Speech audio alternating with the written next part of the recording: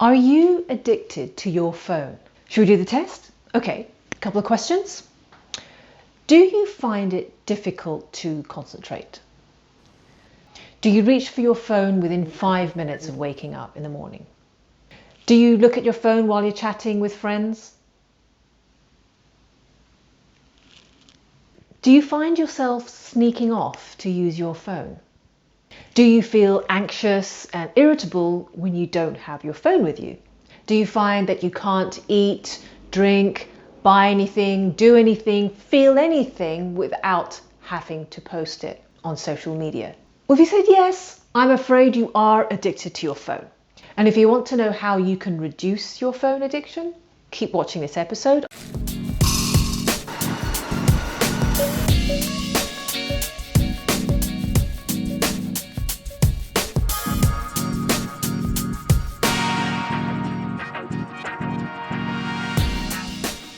Okay, so you might be wondering, okay, what's the big deal? So I like using my phone, so what? Well, if that's the case, maybe you don't realize how your smartphone is making you sad and stupid.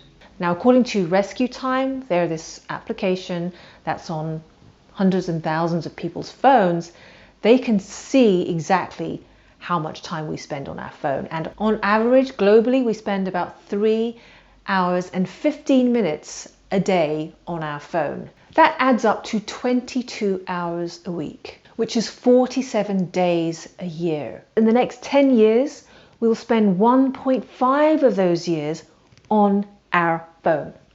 According to another study, people check their phones 58 times a day.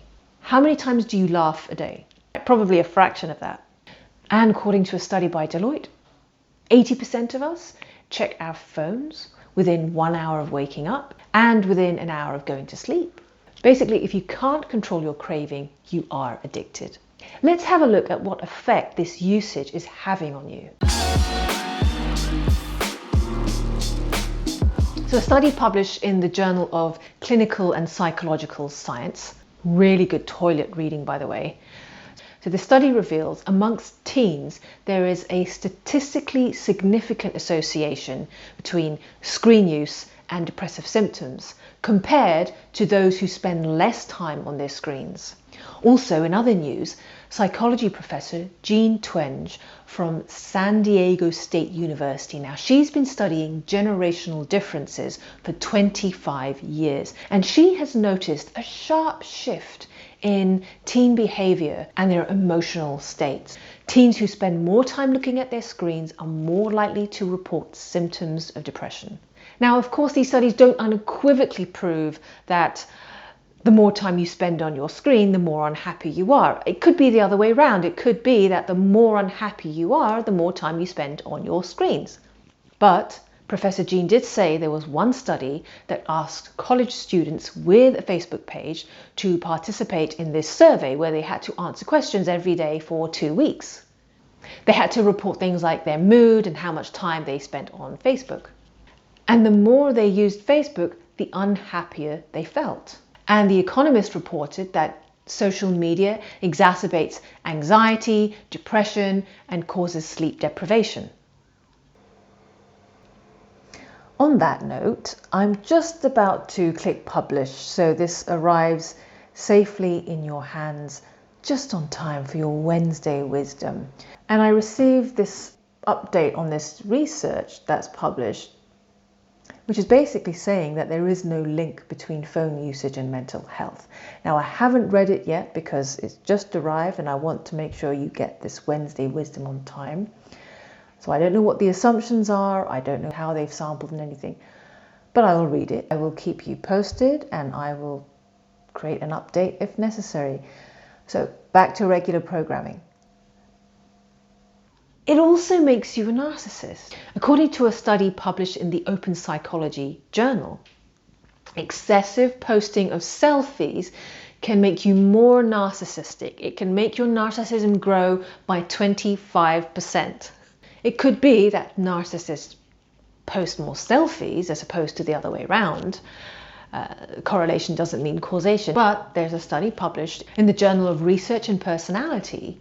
Regardless of the personality of the person posting selfies, people with more selfies in their feed were perceived by others as more selfish, more self-absorbed, more insecure, and less likable. So not only does your smartphone make you more lonely, more depressed, more stressed, more anxious, and more sleep deprived, it also makes you stupid. Researchers at the University of Texas found that the presence of your phone reduces your ability to concentrate. So they asked these participants to take this test which required their full concentration. Now, before the test began, they asked them the participants to randomly either leave your phone outside, to leave it in your pocket, or to leave it face down on your desk. And when the results came in, the study found that people who left their phone outside performed significantly better than those who left their phone face down, and slightly better than those who left their phone in their pocket. But overall, the people who left their phone outside performed better.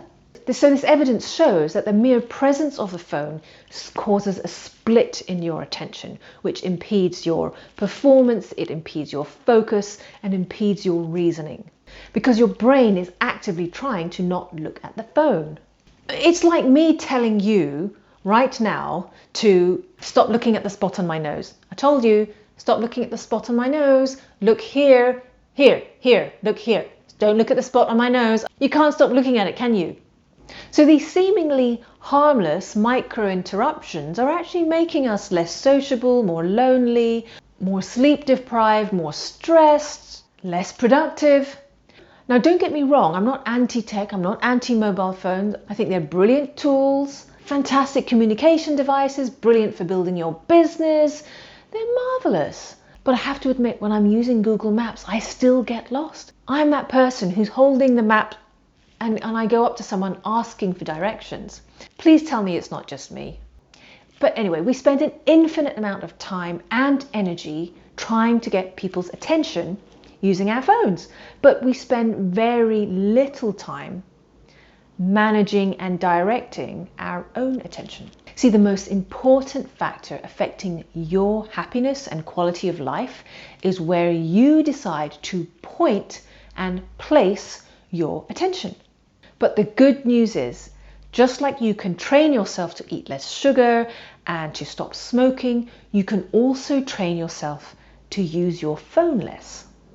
So now I'll share with you a number of ways to help you reduce your smartphone usage.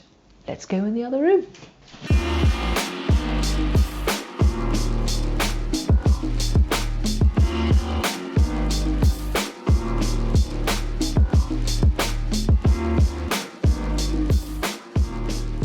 Some tips to help you reduce your phone addiction.